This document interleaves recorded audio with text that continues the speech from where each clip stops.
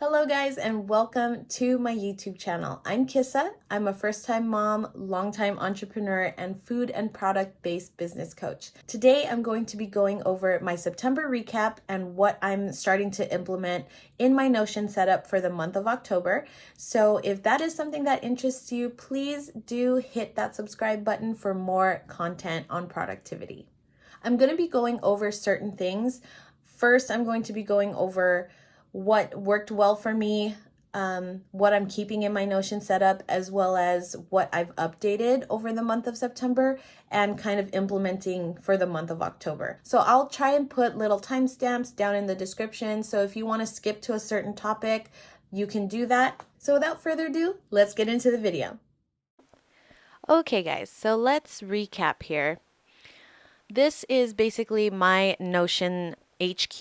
It's my hub for all the things. So this is the only page that is in my favorites because I want to make sure that I open this page first every time I go into Notion.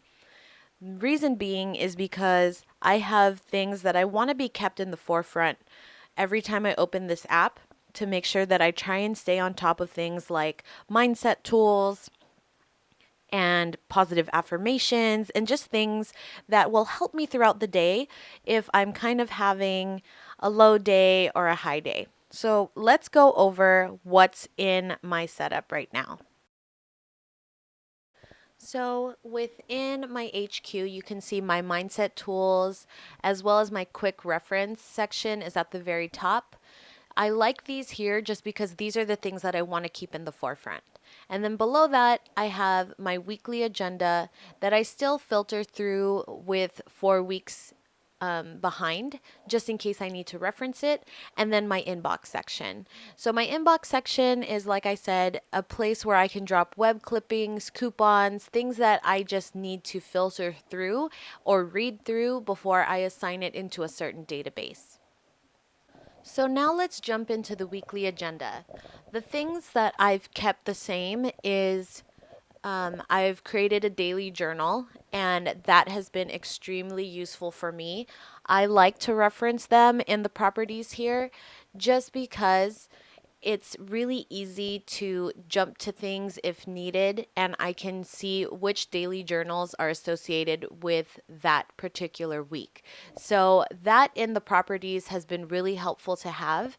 I love the daily journals. I thought it would be really cumbersome. I thought it was going to be more of a stressor than it was something that would help me be more productive. But it turns out those daily journals, I'm about it. I'm all about it. So, in my old setups with my digital bullet journal that I was using in GoodNotes, I would have things like a habit tracker and a task, a separate area for tasks. And now that I have this daily journal, my habits go into the daily journal and my tasks can go in there on a daily basis as well as in my weekly agenda. And that all goes through one task database. So I'm not, writing tasks down in my digital bullet journal like I was before and then using Todoist and then it's all just kind of all over the place. This has made it extremely central for me, which I love. And then going into one of the daily journals, one thing that I have really been loving is the template that I created in the month of September. It's really helped me get on top of a good morning routine. So, what I'll do is go through this checklist as well as create a daily journal page for the following day. And that way it's all set up and ready to go. Because I've created my daily journal into a template, it takes literally maybe 30 seconds max for me to get everything set up for the following day. So I've just implemented that into my morning routine and it's really been helpful. If you guys want to see how I created templates or how to utilize templates that even Notion has created for you, I'll put a link into the description below as well as right here so that you can check out that video. It's really quick and easy so you can see how it works. Another thing that I've been loving is just how visually pleasing my daily journals have made my weekly agendas. I love being able to assign a photo a day to my daily journals.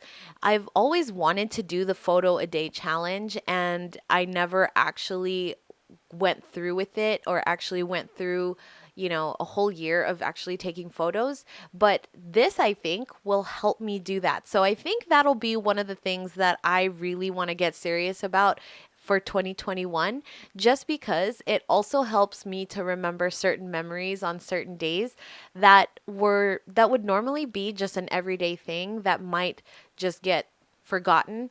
But some of these memories are just so, it makes me feel a certain way, and it reminds me of a really sweet moment or a funny thing that happened or a treat that I treated myself to. So I really love the graphic aspect of my daily journals. I'm going to definitely be keeping that.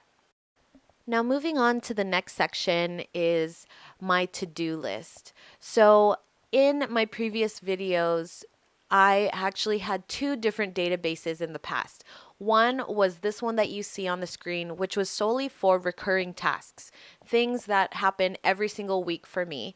And then I had a second database that was assigned to one-time tasks. And thanks to a commenter in one of the previous videos, he was asking me, why don't you just combine it into one database? And I don't know why I thought that I had to do it this way, but I decided to implement that, and it has really worked out well for me. I combined both databases, my recurring and my one-time tasks, and it's great to be able to see everything on a day-by-day view. So I have to do an extra step, which is assign every task to a day of the week, but it's another couple seconds. It's not something that's super inconvenient, but I have to do that so I can make sure that that particular task shows up on the correct day of the week. So let me create an example for you. That way you can get an idea of what I'm talking about. So let's create a task that says upload plan with me to YouTube. That'll be the task. I'm going to set the due date for today. We're going to categorize this as occurring just once.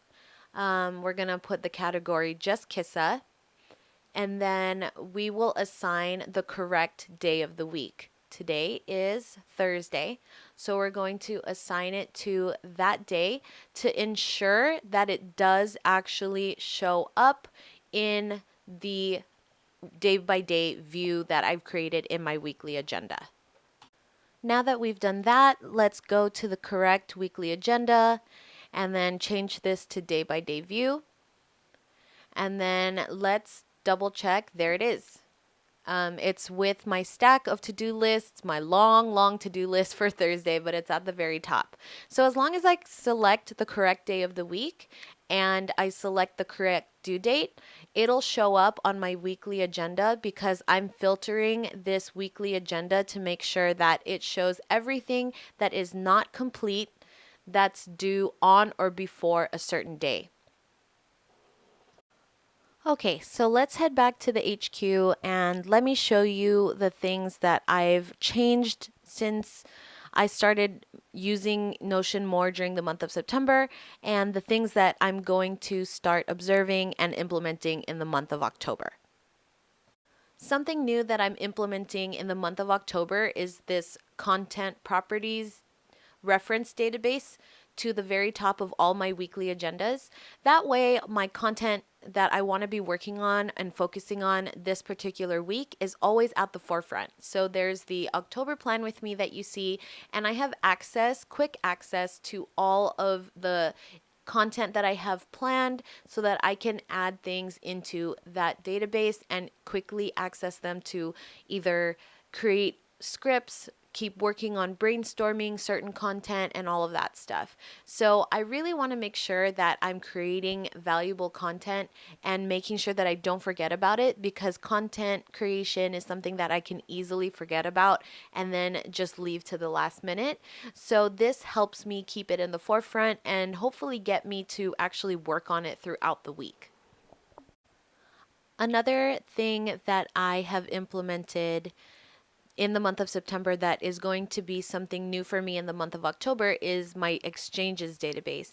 Now, this is housed in my Kissa HQ, but this is now where I have all notes of all interactions that I've had in the last month, and I will continue this database and be able to filter it in the future if needed. So, everything from coaching calls to client work to accountability partners, every single exchange that I have where I want to be taking notes is now here. I actually used to have different databases for each category. I had my business coach database where I would take notes, and then I would have my clients database, and then my accountability partners. And I was just thinking in my mind, I don't even revisit these because they're all separate.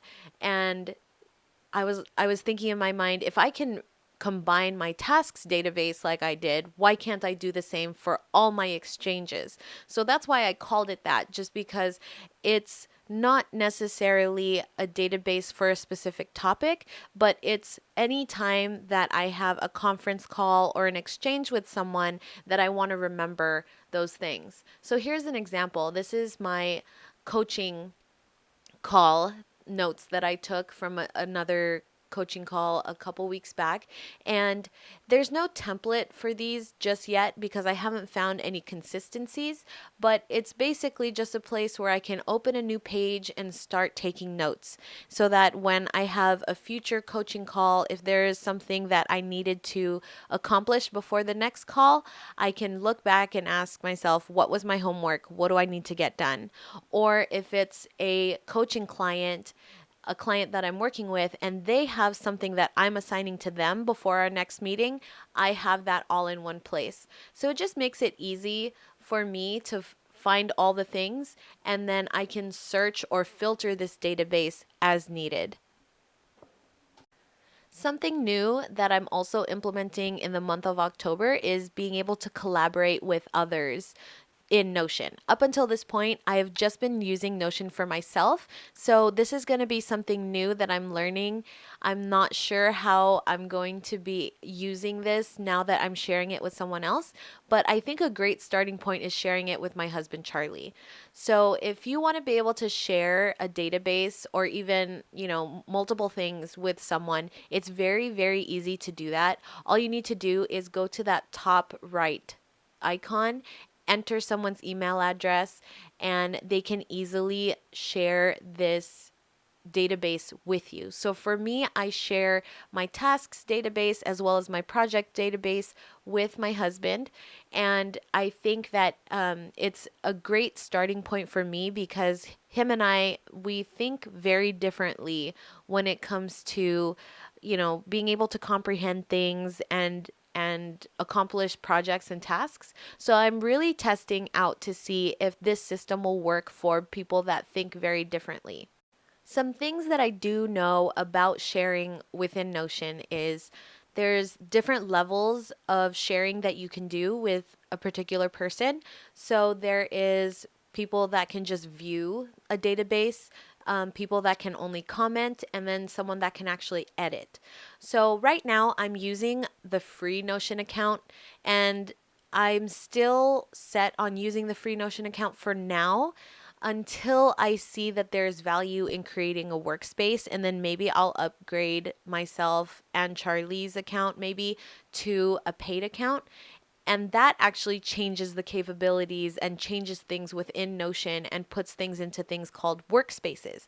I am not fluent on the idea of workspaces just yet because, like I said, I'm using the free account, but it's something that I'm looking into if it works for Charlie or if I'm going to be able to start sharing this with my team because I feel like Notion is the hub that I want to use for our business, then that's what I'll do. I'm going to start implementing a night routine in the month of October. Truth be told, I've tried to do it in the month of September, but it just didn't work out for me. So, one thing I'm going to do is I'm going to start trying to implement push notifications to remind me at 9 p.m. every night to do my actual night routine. One thing I want to mention is the things that I have on my night routine is just very basic. Even at this point, those few tasks that I have for myself to help myself wind down for the night is almost overwhelming for me. So I'm trying to find that happy medium between what's doable for me in the evening that will help me wind down, that also isn't too much of a process that takes too long. Because as a first time mom and someone that's trying to sleep train my son, it's been, you know, inconsistent at best every single night, depending on when Micah wants to go to sleep. So, this is where I'm going to kind of start it out. I decided to do a notification every night at 9 p.m. because usually by 9 p.m., Micah is already asleep and I can actually do something for myself once he is down for bed. So, I'm going to try it. I'm going to play around with it. Might be a little too early, might be a little too late. I'm not sure. We'll see. But I have noticed that if I don't find that correct time in the evening for that push notification to go on, then I'm just going to see the notification, go, oh yeah, night routine. And if it's too early, I'll say, oh, I'm going to do it later.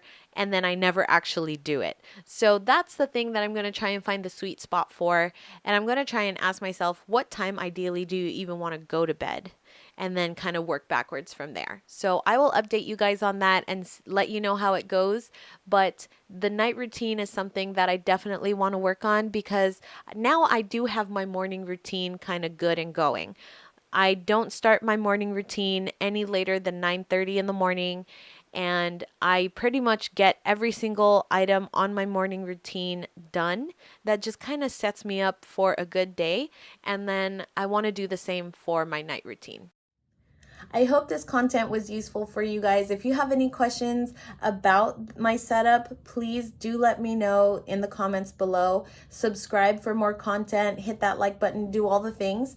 And if you'd like to see more of a behind the scenes of what my daily life looks like, please do catch me on Instagram. I post things about my vegetable garden, about my son, my husband, my daily life basically. So if you do want to check that out, go head on over to Instagram and give me a follow. In the meantime, thank you guys, be well, and I will see you in the next video. Bye!